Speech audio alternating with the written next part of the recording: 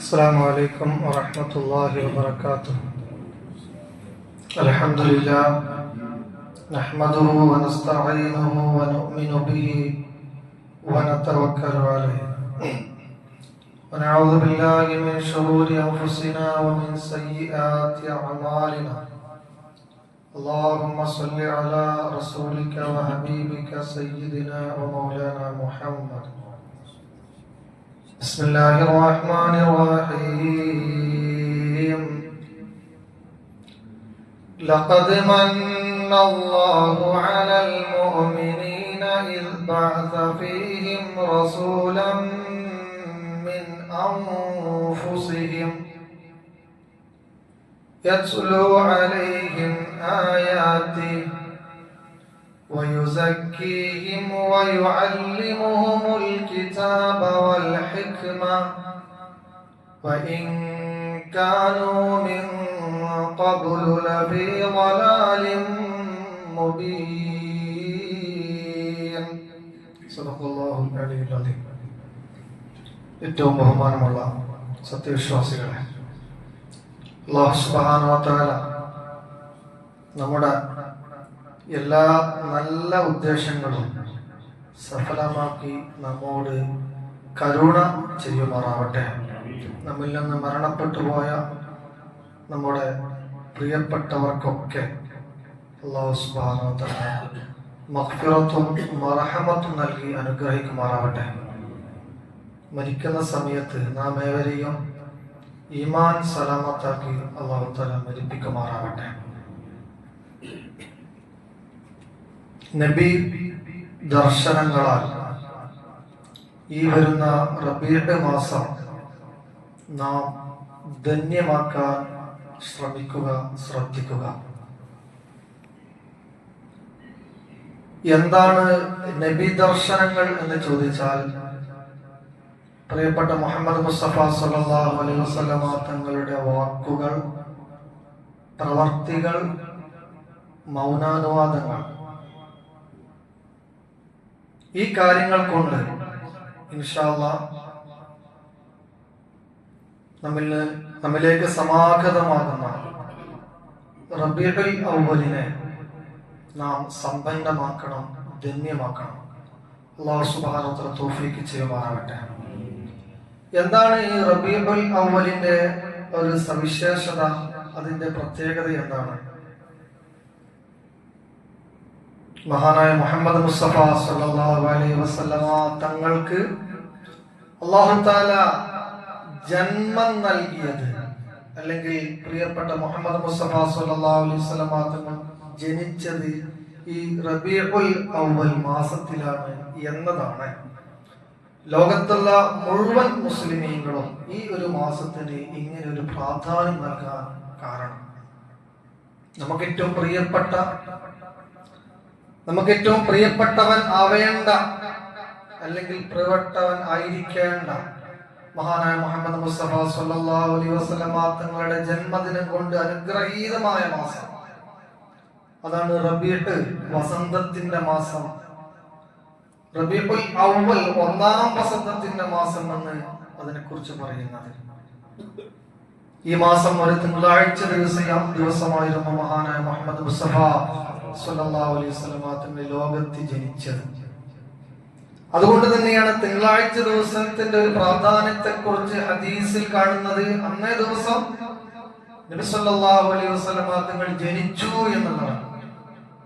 അപ്പൊ അതിന് ഒരു പ്രാധാന്യമുണ്ട്, ഒരു ശ്രേഷ്ഠതയുണ്ട്, ഒരു മഹത്വമുണ്ട്. വിശുദ്ധ ഖുർആനിൽ നാം ഓതി വെച്ച ആയത്ത് ഏതാണ്? സൂറത്ത് ആൽ ഇംറാനിലെ 164-ാമത്തെ വചനം. ലഖദ് മന്നല്ലാഹു അലൽ മുഅ്മിനീൻ, തീർച്ചയായും മുഅ്മിനീങ്ങളോട് അല്ലാഹു വല്ലാതെ അനുഗ്രഹം കാണിച്ചിരിക്കുന്നു. മുഅ്മിനീങ്ങൾക്ക് ലഭ്യമായ അനുഗ്രഹം അല്ലാഹു വരച്ച് കാണിക്കുന്നത് എന്താണ്? നമുക്കൊക്കെ ഓരോരോ അനുഗ്രഹങ്ങൾ കിട്ടുമല്ലോ. നമുക്ക് ലഭ്യമായ സമ്പത്തിനെ കുറിച്ചാണോ, സന്താനങ്ങളെ കുറിച്ചാണോ, ജീവിത സുഖങ്ങളെ കുറിച്ചാണോ ഖുർആൻ പറയുന്നത്? അല്ല. ഖുർആൻ ഇവിടെ പറയുന്നത്, പരാമർശിക്കുന്നത് തീർച്ചയായും മുഅ്മിനീങ്ങളെ നാം വല്ലാതെ അനുഗ്രഹിച്ചിരിക്കുന്നു.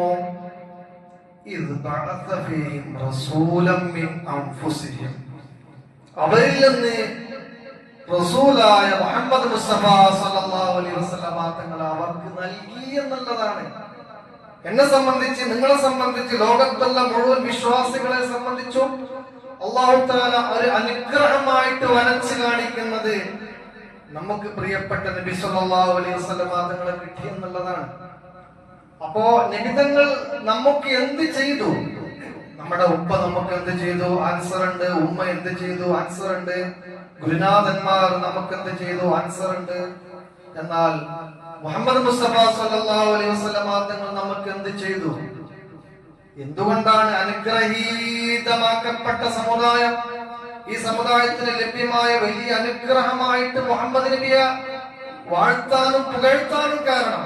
ഖുർആൻ തുടരുന്നു, യത്ലു അലൈഹിം ആയാതിഹി വയുസക്കീഹിം വയുഅല്ലിമുഹുൽ കിതാബ വൽ ഹിക്മ വഇൻ കാനൂ മിൻ ഖബ്ലു ലഫീ ളലാലിൻ മുബീൻ. അനുഗ്രഹം തന്നെയാണ് മുഹമ്മദ് നബി. എന്തുകൊണ്ടെന്നാൽ ജനങ്ങൾക്ക് ദൃഷ്ടാന്തങ്ങൾ ഓതി കേൾപ്പിച്ചവരാണ്, ജനങ്ങൾക്ക് ഉന്നതമായ സംസ്കാരം പഠിപ്പിച്ചവരാണ്, ഗ്രന്ഥവും വിജ്ഞാനവും പഠിപ്പിച്ചവരാണ്. അതിന്റെ മുമ്പ് വ്യക്തമായ വഴികേടിലായിരുന്നു ജനങ്ങള്.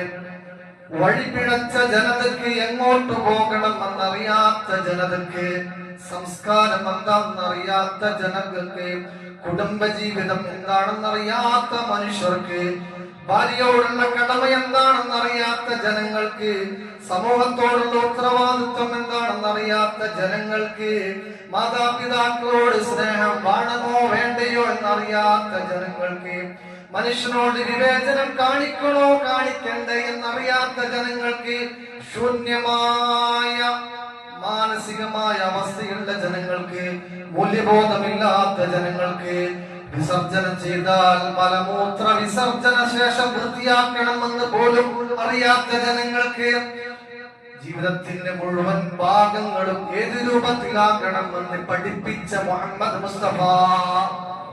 അതാണ് നബി സല്ലല്ലാഹു അലൈഹി വസല്ലം തങ്ങൾ ചെയ്ത ദൗത്യം. നബി സല്ലല്ലാഹു അലൈഹി വസല്ലം തങ്ങൾ മനുഷ്യ സമൂഹത്തിന് അനുഗ്രഹമാകുന്നത് അതുകൊണ്ടാണ്. എല്ലാം ജനങ്ങൾക്ക് പഠിപ്പിച്ചു. സത്യസന്ധത, വിശ്വസ്തത, മറ്റൊരുത്തരോട് കോപം പാടില്ല, അസൂയ പാടില്ല, വിദ്വേഷം പാടില്ല, അക്രമം പാടില്ല, അനീതി പാടില്ല.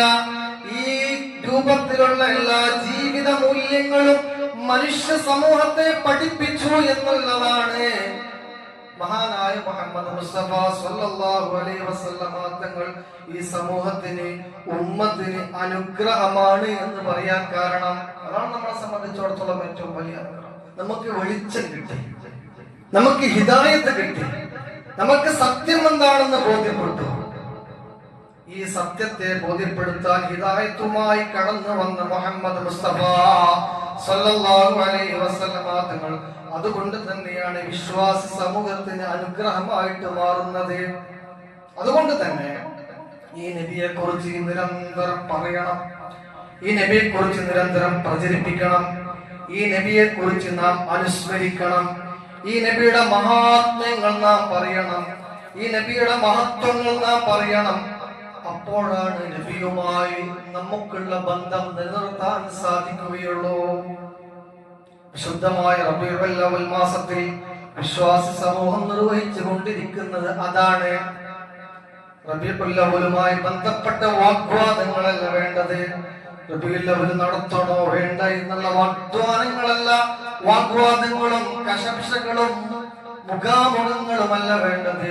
ഈ റബീഉൽ അവ്വൽ മാസത്തിൽ പുണ്യമാക്കപ്പെട്ട നബി സല്ലല്ലാഹു അലൈഹി വസല്ലമ തങ്ങളുടെ ജന്മദിനം കൊണ്ട് അനുഗ്രഹീതമായ ഈ മാസത്തിൽ നീ എന്ത് നല്ല കാര്യങ്ങൾ ചെയ്തുവോ അതാണ് ആൻസർ. അവിടെയാണ് നാം ചിന്തിക്കേണ്ടത്. ഈ രൂപത്തിൽ നബി സല്ലല്ലാഹു അലൈഹി വസല്ലമ തങ്ങൾ വായിക്കപ്പെടണം, ഈ രൂപത്തിൽ നബി സല്ലല്ലാഹു അലൈഹി വസല്ലമ തങ്ങൾ പരിചയപ്പെടുത്തപ്പെടണം. അതാണ് ഖുർആൻ പറഞ്ഞത്, വദക്കിർ ഫഇന്ന ദിക്റാ തൻഫഉൽ മുഅ്മിനീൻ. നീ അനുസ്മരിക്കുക, അല്ലാഹുവിനെ അനുസ്മരിക്കുക, പ്രവാചകനെ അനുസ്മരിക്കുക, ഖുർആനിനെ അനുസ്മരിക്കുക. അങ്ങനെയുള്ള അനുസ്മരണങ്ങൾ, അങ്ങനെയുള്ള പ്രകീർത്തനങ്ങൾ, അങ്ങനെയുള്ള മദ്ഹുകൾ തൻഫഉൽ മുഅ്മിനീൻ, മുഅ്മിനീങ്ങൾക്ക് വല്ലാതെ പ്രയോജനം ചെയ്യും. അല്ലാഹു തആല അനുഗ്രഹിക്കുമാറാകട്ടെ. അപ്പോ പ്രവാചകനെ കുറിച്ച് പറയണം, പാടണം, പുകഴ്ത്തണം. അതോടൊപ്പം തന്നെ പാടാനും പുകഴ്ത്താനും മാത്രമുള്ള ഒരു നേതാവല്ല മുഹമ്മദ് നബി, പകർത്താൻ കൂടിയുള്ള നേതാവാണ്. അതാണ് മന്നല്ലാഹു അലൽ മുഅ്മിനീന ഇദ് ബഅസ ഫീഹിം റസൂൽ യത്ലു അലൈഹിം ആയാതി എന്ന് പറഞ്ഞത്. പ്രവാചകന്റെ മഹാത്മ്യങ്ങൾ മാത്രം ഉരുവിട്ടുകൊണ്ട് പ്രവാചക അധ്യാപനങ്ങളിൽ നിന്ന് പിന്തിരിഞ്ഞു പോകുന്നവൻ അനുഗ്രഹിക്കപ്പെട്ട വിശ്വാസിയല്ല എന്നാണ് ഖുർആൻ പറയുന്നത്. ശുദ്ധ ഖുർആന്റെ ഒരു ശൈലിയും ഒരു രീതിയും അതാണ്. മഹാനായ മുഹമ്മദ് മുസ്തഫ സല്ലല്ലാഹു അലൈഹി വസല്ലം തങ്ങൾ അനുസ്മരിക്കപ്പെടേണ്ടവരാണ്, പ്രകീർത്തനം ചെയ്യപ്പെടേണ്ടവരാണ്, മഹത്വപ്പെടുത്തലുകൾക്ക് വിധേയമാകപ്പെടേണ്ട മഹാന്നതനായ മനുഷ്യനാണ്. ഈ മഹത്വപ്പെടുത്തലിന് നാം നാട്ടിൻ പുറങ്ങളിൽ ഉപയോഗിക്കുന്ന ഒരു പദമാണ് മൗലിദ്. മൗലൂദ്, മൗലിദ്, മൗലൂദ് എന്നൊക്കെ പറയുമ്പോ സഹോദരങ്ങളെ തെറ്റിദ്ധരിക്കരുത്. പ്രിയപ്പെട്ട പ്രവാചകൻ സല്ലല്ലാഹു അലൈഹി വസല്ലമ തങ്ങളുടെ അധ്യാപനങ്ങൾ പാടലാണ്, പുകഴ്ത്തലാണ്, പകർത്താനുള്ള ശ്രമങ്ങൾ നടത്തലാണ്. അവിടെയാണ് അതിന്റെ പോയിന്റ്. ശുദ്ധ ഖുർആനിലേക്ക് നോക്കൂ. ഈ ഖുർആനിൽ ഇതേ രൂപത്തിൽ പ്രവാചക പ്രകീർത്തനങ്ങൾ നമുക്ക് കാണാം. പ്രവാചകന്മാരുടെ അധ്യാപനങ്ങളെ കുറിച്ച് നമുക്ക് കാണാം. പ്രവാചകന്മാരെ കുറിച്ച് കൃത്യമായി അനുസ്മരിക്കുന്നതും നമുക്ക് കാണാം. വിശുദ്ധ ഖുർആനിൽ 25 പ്രവാചകന്മാരുടെ പേര്. എന്തിനാണ് ആ പേര് പറഞ്ഞത്? മാത്രമല്ല ഖുർആനിലെ സൂറത്തുകൾ 6 സൂറത്തുകൾ ഓരോ പ്രവാചകന്മാരുടെ നാമത്തിലാണ്. യൂനുസ് നബിയുടെ പേരിൽ ഒരു സൂറത്ത് അധ്യായം 10, ഹൂദ് നബിയുടെ പേരിൽ ഒരു സൂറത്ത് അധ്യായം 11, യൂസുഫ് നബിയുടെ പേരിൽ ഒരു സൂറത്ത് അധ്യായം 12, ഇബ്രാഹിം നബിയുടെ പേരിൽ ഒരു സൂറത്ത് അധ്യായം 14, മുഹമ്മദ് മുസ്തഫ സല്ലല്ലാഹു അലൈഹി വസല്ലമ തങ്ങളുടെ പേരിൽ സൂറത്ത് അധ്യായം 47, മഹാനായ നൂഹ് നബി അലൈഹിസ്സലാത്തു വസ്സലാമിന്റെ പേരിൽ സൂറത്ത് അധ്യായം 71, കൂട്ടത്തിൽ സൂറത്തുൽ അംബിയ എന്ന് പേരിൽ തന്നെ അംബിയാക്കളുടെ ചരിത്രം പറയുന്ന മറ്റൊരു സൂറത്ത്. അള്ളാഹു കഴിഞ്ഞാൽ ഏറ്റവും അനുസ്മരിക്കപ്പെടേണ്ടത്, അള്ളാഹു കഴിഞ്ഞാൽ ഏറ്റവും ആദരിക്കപ്പെടേണ്ടത്, അള്ളാഹു കഴിഞ്ഞാൽ ഏറ്റവും പറയപ്പെടേണ്ടവർ പ്രവാചകന്മാരാണെന്ന അധ്യാപനമാണ് ഈ വിശുദ്ധ ഖുർആൻ നമ്മോട് പറഞ്ഞു തരുന്നത്. അതുകൊണ്ട് തന്നെ അവരുടെ ചരിത്രങ്ങള്, അവരുടെ കഥകള് അത് കേവലം ആസ്വാദനത്തിന് വേണ്ടിയല്ല, നേരെ മറിച്ച് നമ്മുടെ ജീവിതത്തിലുള്ള പാഠങ്ങൾക്ക് വേണ്ടിയാണ്, പഠനങ്ങൾക്ക് വേണ്ടിയാണ്, മാറ്റപ്പെടേണ്ട ചിന്തകൾക്ക് വേണ്ടിയാണ്. നിരവധി സ്ഥലങ്ങളിൽ മഹാനായ മുഹമ്മദ് മുസ്തഫ സല്ലല്ലാഹു അലൈഹി വസല്ലമ തങ്ങളുടെ മഹാത്മ്യം, പ്രകീർത്തനങ്ങൾ ഈ ഖുർആനിൽ തന്നെ നമുക്ക് കാണാൻ സാധിക്കും. നമ്മൾ ആദ്യം ഓതി വെച്ച ആയത്ത് ലഖദ് മന്നല്ലാഹു അലൽ മുഅ്മിനീൻ, അനുഗ്രഹീതനായ നബി, ഒരു മദ്ഹാണ്, ഒരു മഹാത്മ്യമാണ്. മറ്റു വചനങ്ങൾ നോക്കൂ. അലം നശ്റഹ് ലക സദ്റക വവദഅനാ അൻക വിസ്റക, സൂറത്തുൽ ശറഹ്. അതിൽ നബി സല്ലല്ലാഹു അലൈഹി വസല്ലമ തങ്ങളുടെ സംശുദ്ധീകരിക്കപ്പെട്ട ഹൃദയത്തെ കുറിച്ചാണ് പറയുന്നത്. അലം നശ്റഹ് ലക സദ്റക, ആ സൂറത്തിൽ തന്നെ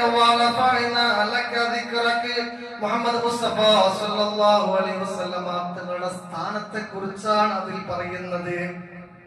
പ്രവാചകന്റെ കണ്ണിനെ കുറിച്ച് സൂറത്തുൽ നജ്ം 17-ാമത്തെ വചനം.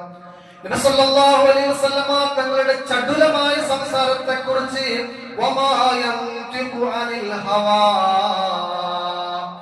സംസാരത്തെ കുറിച്ച്, ഇനിയോ നബിയുടെ സ്വഭാവത്തെ കുറിച്ച്